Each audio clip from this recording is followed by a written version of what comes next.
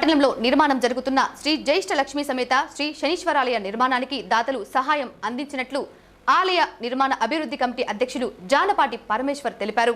ఈ సందర్భంగా దాతలకు ఆలయ కమిటీ సభ్యులు ప్రత్యేక ధన్యవాదాలు తెలిపారు.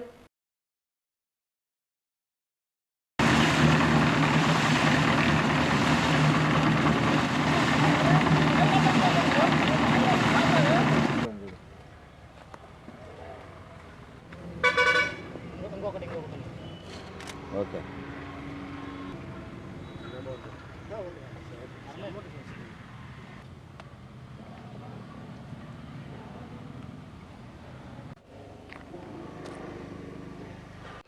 ఓం శం శనైశ్చరాయ నమః.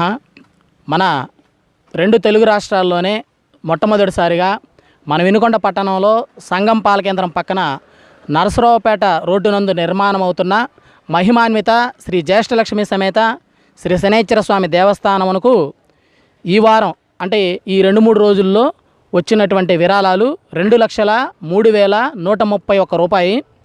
వీటిలో భాగంగా తల్లపనేని శంకర్రావు ధర్మపత్ని భవానీదేవి గారు, వీరి కుమారుడు తల్లపనేని శ్రీకాంత్ 60,000 రూపాయలు స్వామివారి దేవస్థానం అకౌంట్ నందు జమ చేశారు.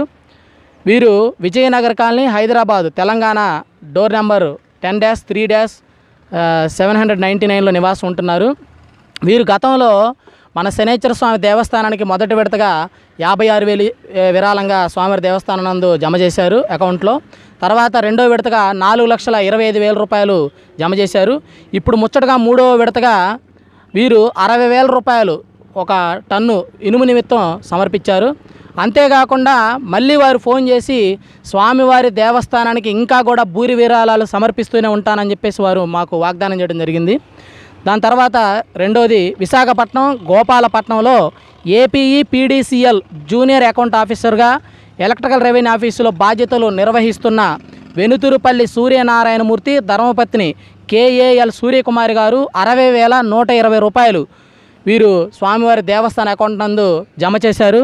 వీరే కాకుండా ఇంకా ముచ్చటగా మూడోవారు మంచికంటి భాస్కర్ ధర్మపత్ని మీనా, వీరి కుమారులు బాలాజీ, కుమార్తె తనుష గారు నల్గొండ పట్టణంలో Srinagar colony, road number 3, NG college పక్కన, హైదరాబాద్ రోడ్డు నందు నివాసం ఉంటున్నారు.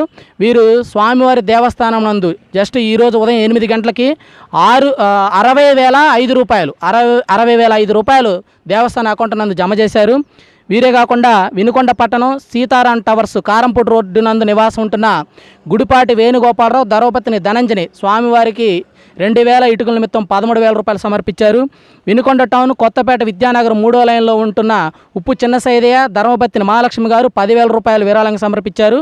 ఈ విరాళాలు మొత్తం కలుపుకుంటే ఈ 3-4 రోజుల్లో 2,03,131 రూపాయలు స్వామివారి దేవస్థానానికి విరాళంగా అందినది.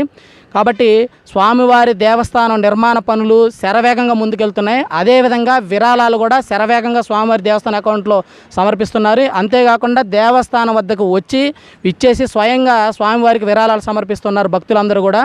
ఇది మన రాష్ట్రంలోనే మొట్టమొదటిసారిగా జ్యేష్ఠాదేవితో కూడుకున్నటువంటి శనైశ్చర ఆలయం. ఇది అత్యంత అరుదుగా నిర్మాణం అవుతున్నటువంటి దేవాలయం. ఈ యొక్క ఆలయ నిర్మాణం పనులను మేము శరవేగంగా ముందుకు తీసుకొని వెళ్ళిపోతున్నాం.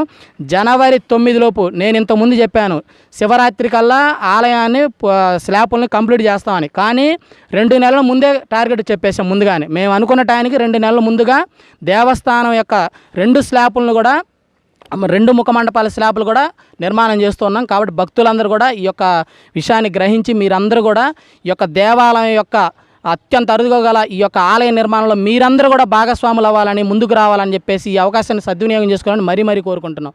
ఓం శం శనైశ్చరాయ నమః.